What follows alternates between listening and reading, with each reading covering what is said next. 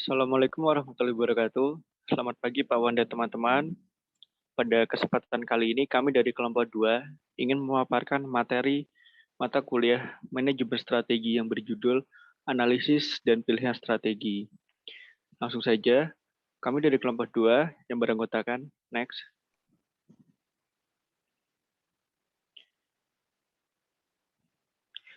Ada Mas Yoga Haji dan NPM 007, lalu ada saya sendiri, Fandi Wicaksono NPM 08, lalu ada Mbak Hayunda Rahmawati dengan NPM 043, lalu ada Mbak Duroto Nafisah dengan NPM 44, dan yang terakhir ada Mbak Amanda dengan NPM 056.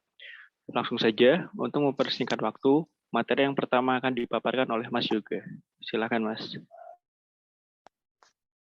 Untuk materi yang pertama ada karakteristik dari analisis dan pemilihan strategi. Next.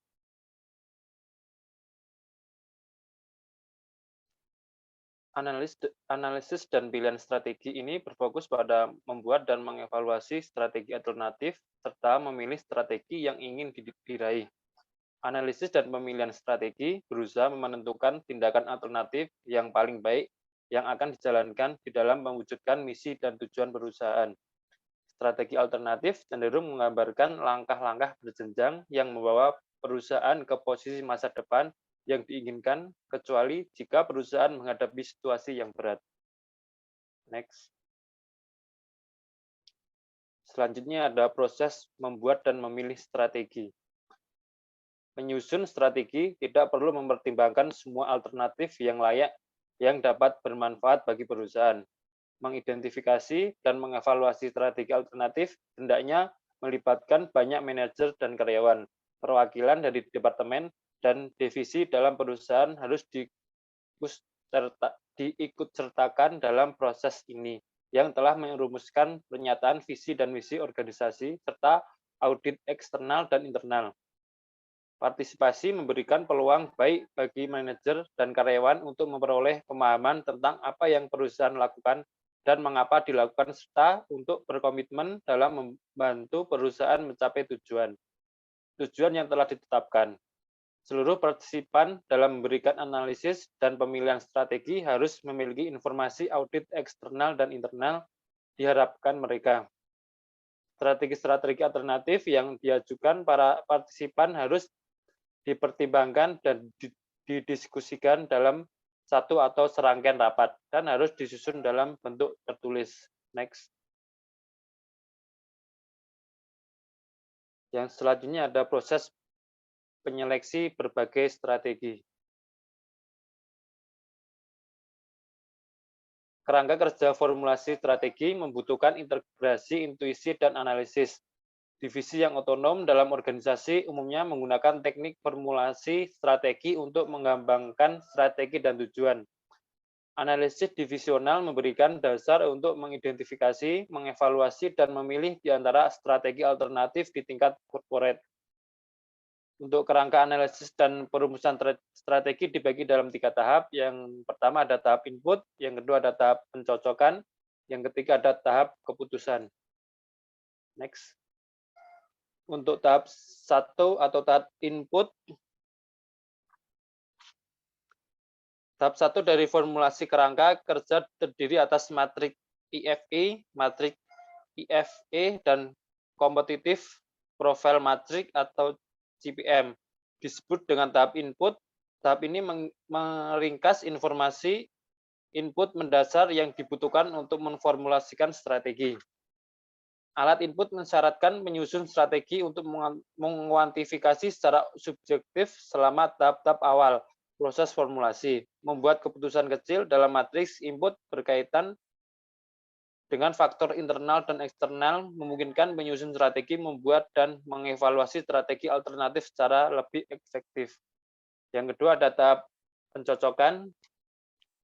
Tahap pencocokan kerangka kerja formulasi strategi terdiri atas 5 teknik.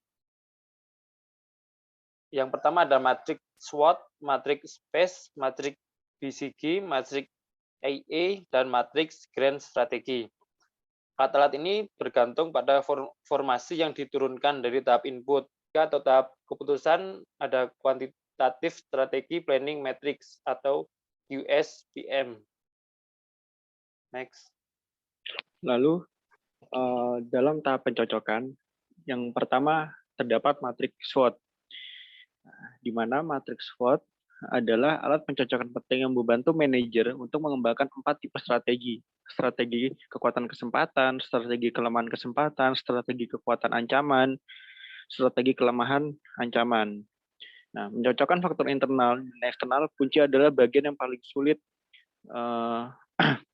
dalam mengembangkan matriks SWOT dan membutuhkan penilaian yang baik, serta tidak ada satu set pun pencocokan tersebut.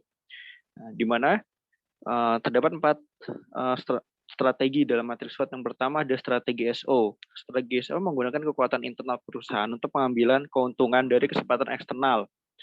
Lalu yang kedua ada strategi WO, bertujuan untuk meningkatkan kelemahan internal dengan mengambil keuntungan pada kesempatan eksternal.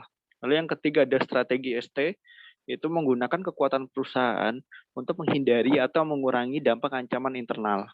Dan yang terakhir ada strategi WT, adalah taktik defensif yang dilakukan untuk mengurangi kelemahan internal dan menghindari ancaman eksternal.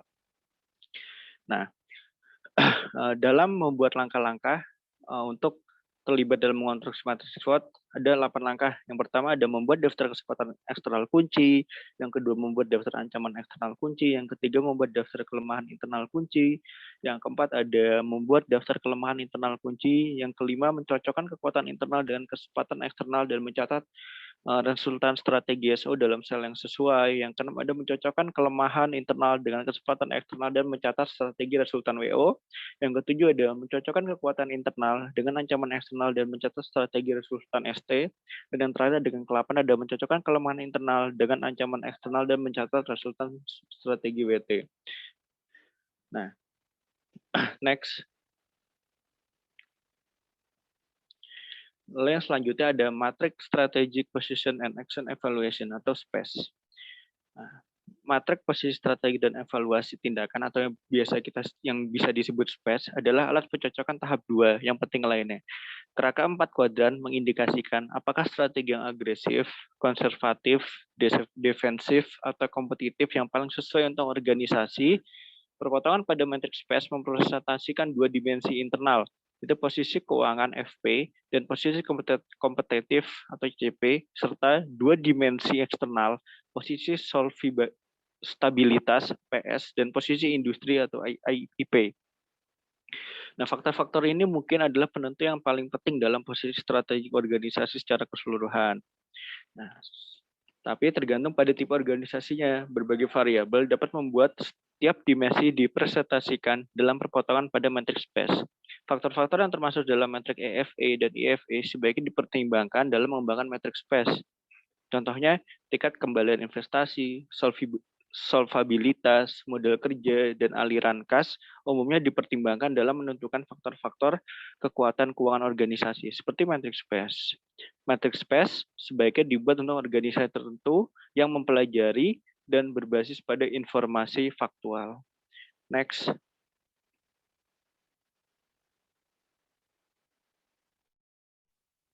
Yang selanjutnya terdapat matrik Boston Consulting Group. Secara grafis, BCG menggambarkan perbedaan antara divisi dalam hal posisi pangsa pasar relatif dan tingkat pertumbuhan industri. Matriks BCG memungkinkan sebuah organisasi multidivisional mengelola portofolio bisnisnya dengan cara mengamati posisi pangsa pasar relatif dan tingkat pertumbuhan industri tiap divisi relatif terhadap semua divisi lain dalam organisasi. Yang pertama, terdapat kuadran 1, yaitu question mark, memiliki posisi pangsa pasar yang relatif rendah, namun bersaing di industri dengan tingkat pertumbuhan tinggi. Kemudian yang kedua, terdapat kuadran 2 atau star, yang mana menggambarkan peluang pertumbuhan dan profitabilitas jangka panjang. Kemudian yang ketiga, yaitu kuadran 3 atau cash cow, di mana posisi pangsa pasar relatif tinggi namun dengan pertumbuhan industri yang rendah. Kemudian yang keempat, kuadran 4 atau dog adalah posisi yang paling lemah karena berada pada pangsa pasar yang rendah dan bersaing pada industri yang tumbuh lambat maupun tidak berkembang sama sekali. Next.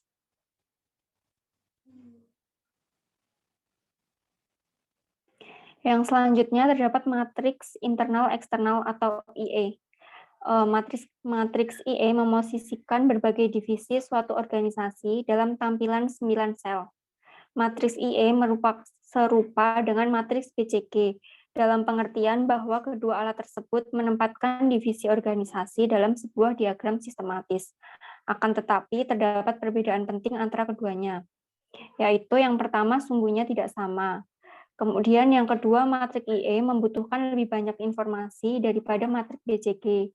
Kemudian yang ketiga, implikasi strategi dari setiap matriks berbeda. Next. Kemudian, matriks IE dapat dibagi menjadi 3 daerah utama yang memiliki implikasi strategi berbeda, yaitu yang pertama, rekomendasi untuk divisi yang masuk dalam sel 1, 2, atau 4 dapat digambarkan sebagai tumbuh dan kembang.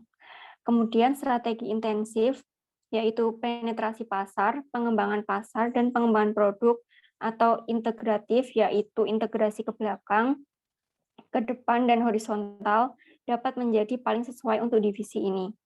Kemudian yang kedua, divisi yang masuk ke dalam sel 3, 5, atau 7 dapat dikelola dengan cara terbaik, dengan strategi jaga dan pertahankan. Penetrasi pasar dan pengembangan produk adalah 2 strategi umum digunakan dalam divisi tipe ini. Kemudian yang ketiga, rekomendasi yang umum diberikan untuk divisi yang masuk ke dalam sel 4, 8, dan 9 adalah tuai atau divestasi. Yang selanjutnya akan dijelaskan oleh rekan saya.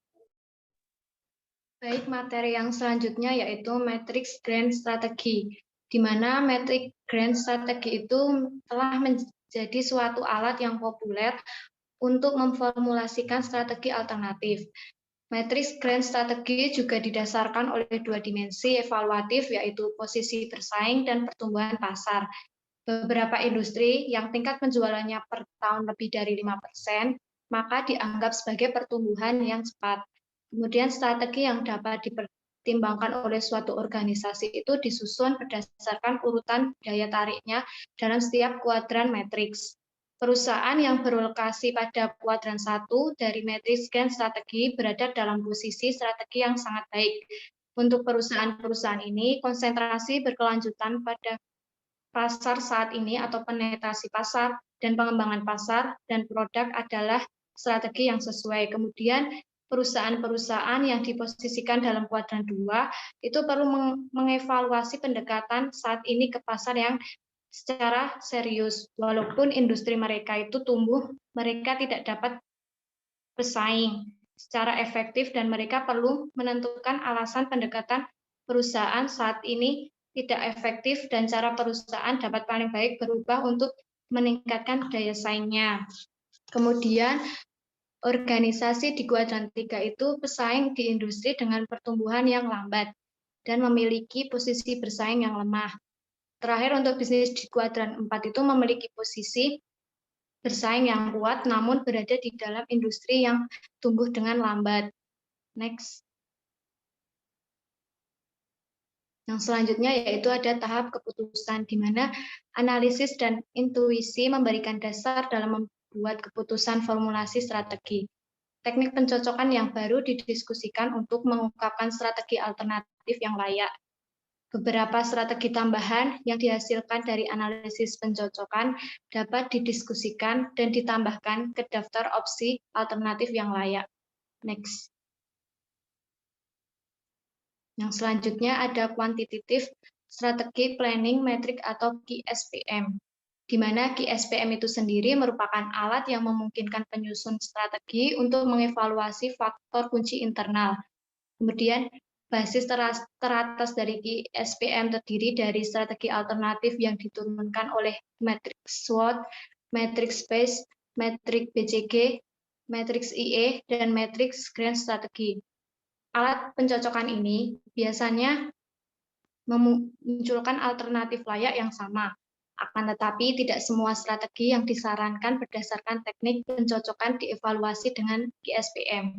Secara konseptual, QSPM menentukan daya tarik relatif dari berbagai strategi berdasarkan pada sejauh mana faktor kesuksesan kunci internal dan eksternal dimanfaatkan atau ditingkatkan daya tarik relatif untuk setiap strategi dalam seperangkat alternatif dihitung dengan menentukan dampak kumulatif dari setiap faktor kesuksesan internal dan eksternal yang penting.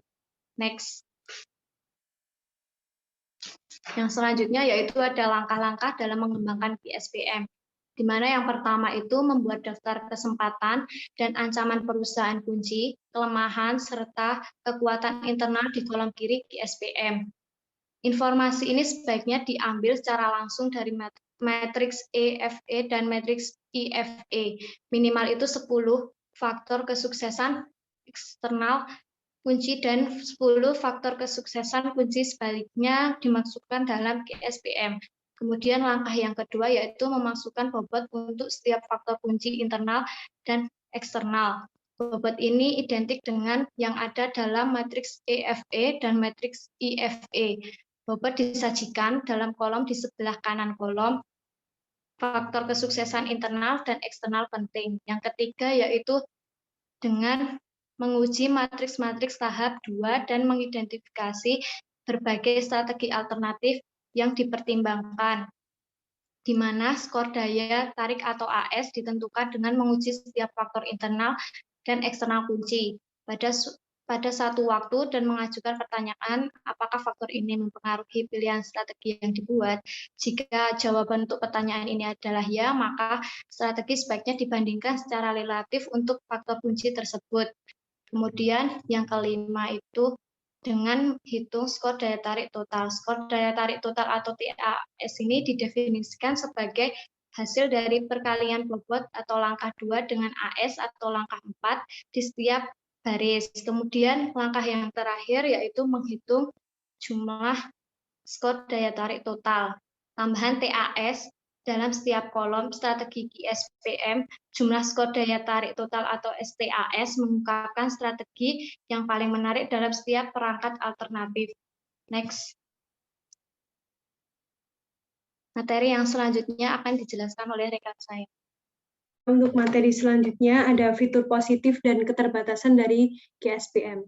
Yaitu yang pertama ada fitur positif dari QSPM sendiri itu yang pertama seperangkat strategi dapat diuji secara berurutan atau secara simultan. Yang mana contohnya strategi level perusahaan dapat dievaluasi pertama, yang diikuti oleh strategi level divisi, kemudian strategi level fungsi. Tidak ada batasan untuk jumlah strategi yang dapat dievaluasi atau jumlah perangkat strategi yang dapat diuji sekaligus menggunakan QSPM. Yang kedua, penyusun strategi perlu mengintegrasikan faktor eksternal dan internal ke proses keputusan. Dalam mengembangkan QSPM sendiri membutuhkan sejumlah keputusan subjektif. Membuat keputusan kecil di sepanjang proses akan meningkatkan probabilitas bahwa keputusan strategis akhir akan paling baik bagi organisasi.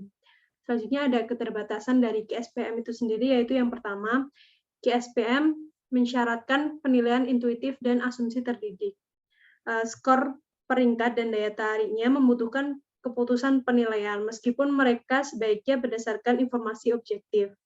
Diskusi di antara penyusun strategi, manajer, dan karyawan dalam proses formulasi strategi, termasuk pengembangan QSPM, adalah hal yang konstruktif dan memperbaiki keputusan strategi. Untuk keterbatasan yang kedua, QSPM hanya dapat sebaik informasi pendahulunya dan analisis pencocokan yang mendasarinya.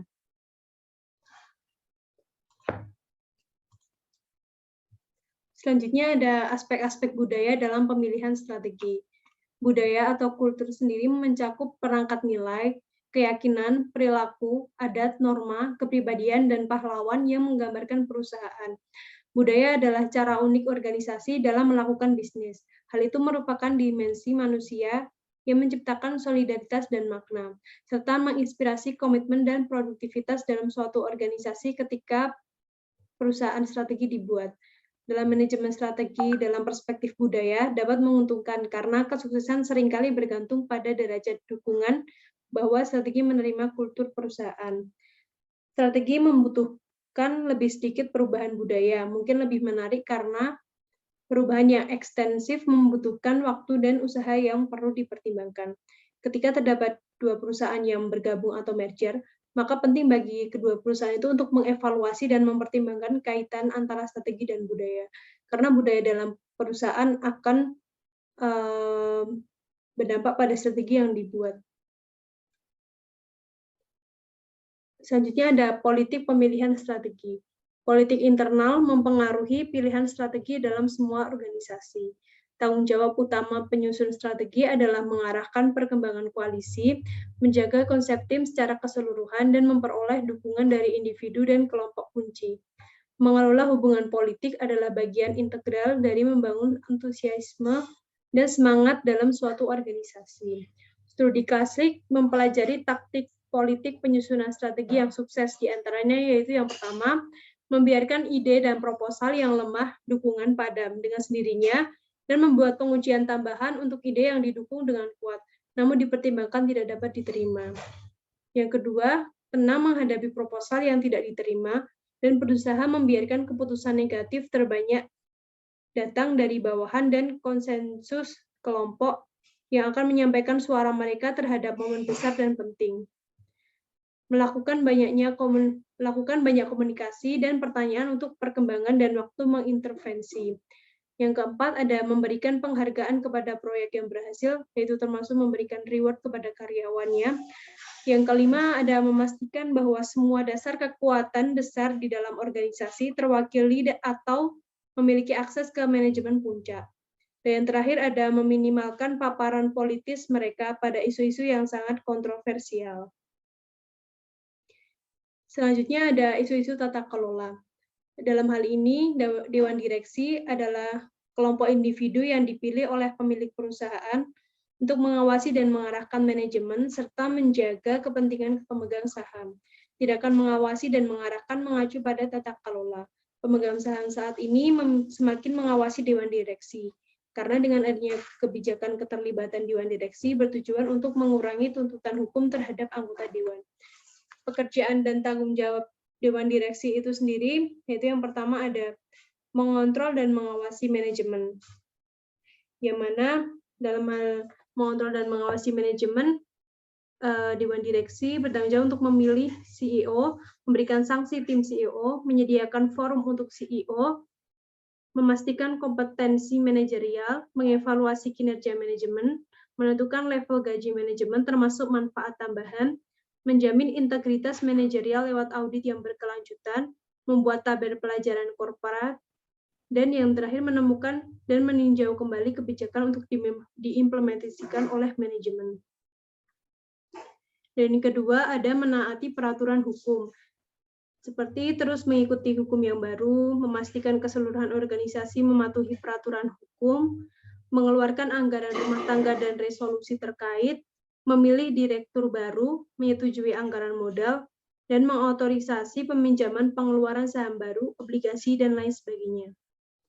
Dan yang ketiga ada mempertimbangkan kepentingan pemegang saham dengan memonitor kualitas produk, memfasilitasi progres ke depan dalam kualitas karyawan di dunia kerja, membuat ulasan kebijakan dan praktik tenaga kerja, meningkatkan iklim konsumen, menjaga hubungan komunitas pada level tertinggi, menggunakan pengaruh untuk menghubungi pemerintah, asosiasi profesional, dan pendidikan, dan terakhir menjaga citra publik yang baik. Pekerjaan dan tanggung jawab Dewan Direksi yang terakhir yaitu meningkatkan hak pemegang saham dengan melanggengkan ekuitas pemegang saham, menstimulasi pertumbuhan perusahaan sehingga perusahaan akan bertahan, memberikan pedoman dan dilusi ekuitas, memastikan representasi pemegang saham yang ekuitabel, menginformasikan pemegang saham lewat surat laporan dan pertemuan, mendeklarasi dividen yang sesuai, dan menjamin keberlangsungan perusahaan. Untuk selanjutnya ada artikel Building Competitive Advantage Through People dari Christopher A. Bartlett dan Sumantra Gosal tahun 2002. Untuk selanjutnya akan disampaikan oleh rekan saya.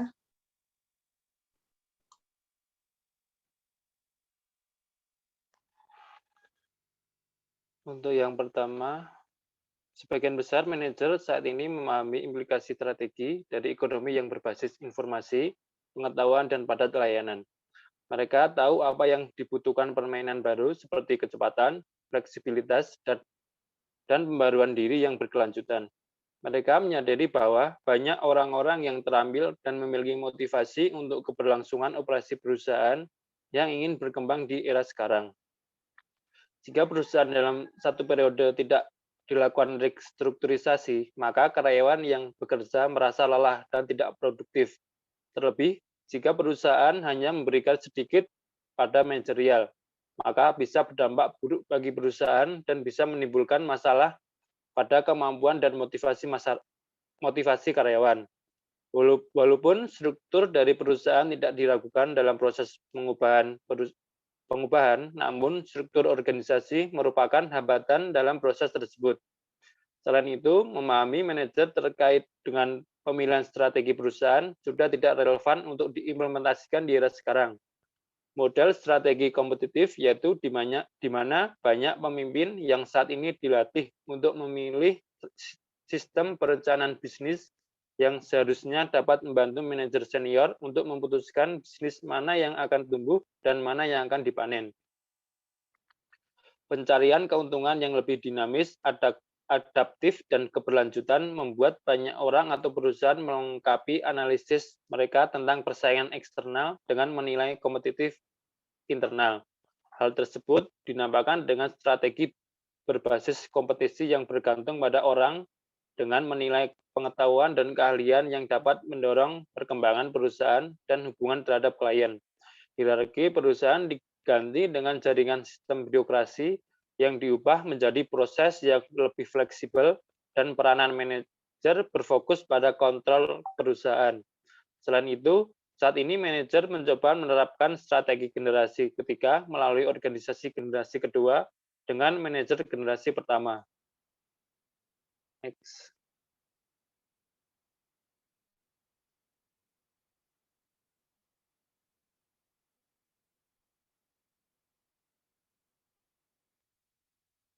Selanjutnya akan disampaikan oleh rekan saya.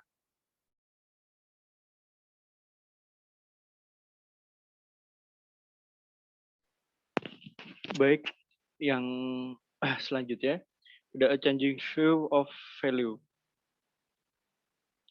Nah, mengakui bahwa sumber daya perusahaan yang langka adalah orang-orang yang berpengetahuan, berarti perubahan dalam seluruh konsep manajemen nilai dalam perusahaan.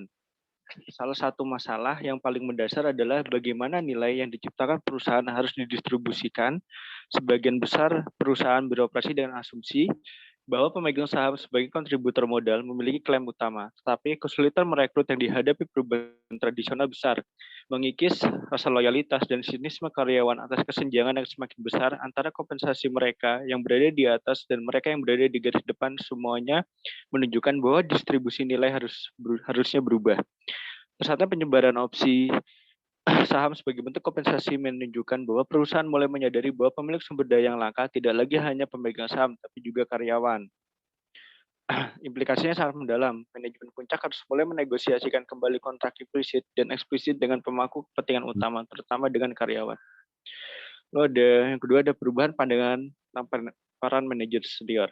Tidak seperti modal, langkah pengetahuan dan keahlian tidak dapat diakumulasikan di puncak perusahaan dan didistribusikan ke proyek atau program yang akan menghasilkan keuntungan strategis terbesar.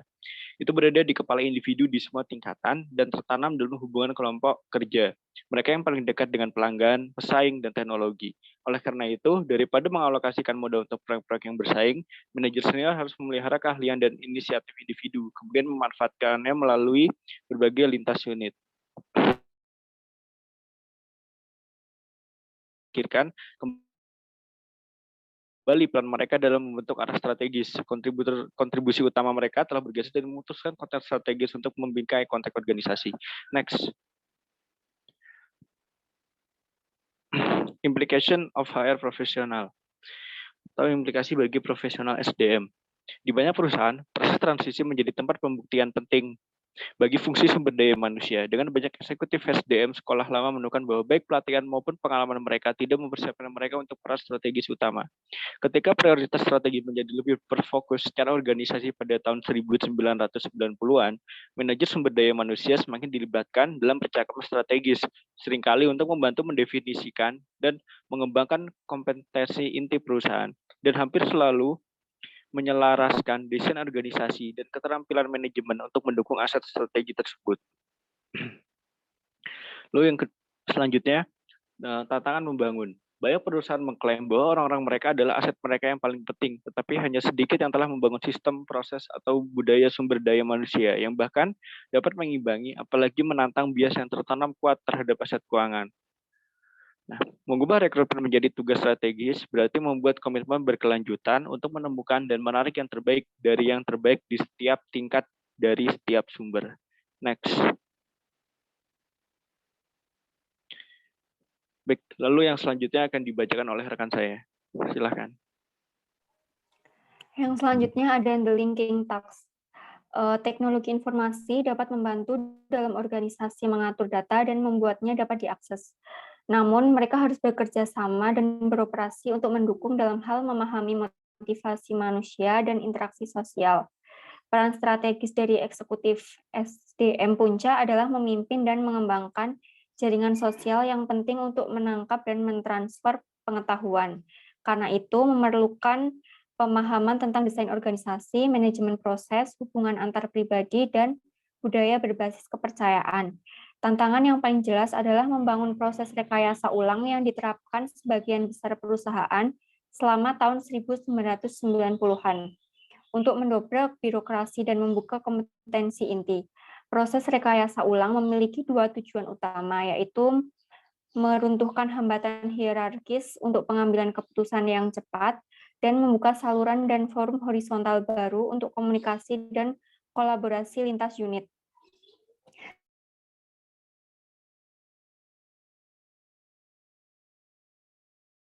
Ke dalam jaringan sosial yang dinamis. Next. Yang selanjutnya akan dijelaskan oleh rekan saya. Baik, yang selanjutnya yaitu ada proses ikatan. Tugas strategis utama ketiga yang harus dilakukan oleh SDM adalah membantu manajemen mengembangkan budaya yang menarik, kemudian memotivasi dan mengikat yang diperlukan untuk menarik dan mempertahankan karyawan berbakat. Kemudian perusahaan harus menolak anggapan bahwa loyalitas antara karyawan saat ini sudah mati dan menerima tantangan untuk menciptakan lingkungan yang menarik dan memberi energi kepada orang-orang sehingga mereka berkomitmen pada organisasi. Nasihat itu bertentangan dengan kebijaksanaan konvensional yang mempertahankan loyalitas telah digantikan oleh pasar bakat agen bebas yang mengharuskan perusahaan untuk mengubah hubungan jangka panjang berbasis kepercayaan mereka dengan karyawan menjadi kontrak jangka pendek. Next.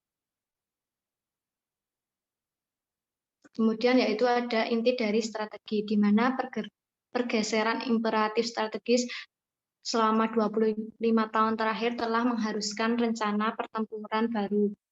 Pesaing harus tetap ketat untuk pasar strategis posisi dan untuk sumber daya serta kemampuan organisasi yang langka. Akan tetapi, perang untuk bakat telah menggeser lokus front pertempuran. Saat ini, para manajer harus bersaing tidak hanya untuk pasar produk atau keahlian teknis, akan tetapi juga untuk hati dan pikiran orang-orang yang berbakat dan cakap. Setelah membujuk untuk bergabung dengan perusahaan, manajemen juga harus memastikan bahwa individu-individu yang berharga itu terlibat dalam proses pembelajaran organisasi yang berkelanjutan dan tetap berkomitmen aspirasi perusahaan. Pengakuan inilah yang mendorong mitra McKinsey untuk memeriksa kembali misi lama mereka untuk melayani klien dengan sangat baik. Setelah banyak perdebatan, para mitra pun memutuskan bahwa perusahaan yang terjadi di dunia bisnis cukup signifikan bagi mereka untuk mempertimbangkan kembali tujuan inti perusahaan mereka. Sekarang McKinsey memiliki misi ganda, yaitu untuk membantu klien kami membuat peningkatan kas, kemudian spesial dan langgeng dalam kinerja mereka, dan untuk menarik, mengembangkan, menggairahkan, dan mempertahankan orang-orang yang luar biasa. Next. Sekian presentasi dari kelompok kami. Apabila ada salah kata yang disengaja maupun tidak, kami mohon maaf. Wassalamualaikum warahmatullahi wabarakatuh.